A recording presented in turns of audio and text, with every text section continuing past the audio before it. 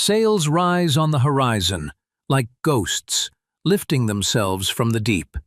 Moments later, cannon fire cracks across the shoreline, and a tide of English soldiers surges onto Jamaica's beaches. The Spanish defenders, scattered and outnumbered, retreat inland. The English, having failed to conquer Hispaniola, now seize this quieter, weaker island instead. For over a century, Spain had claimed Jamaica. In the first decades after Columbus, they enslaved the indigenous Taíno people, working them into extinction through violence, forced labor, and disease.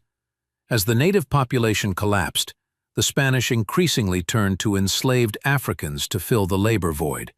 But now, in the chaos of invasion, something unexpected happens. Around 1,500 enslaved Africans, once bound to Spanish plantation owners, slip away into the forests.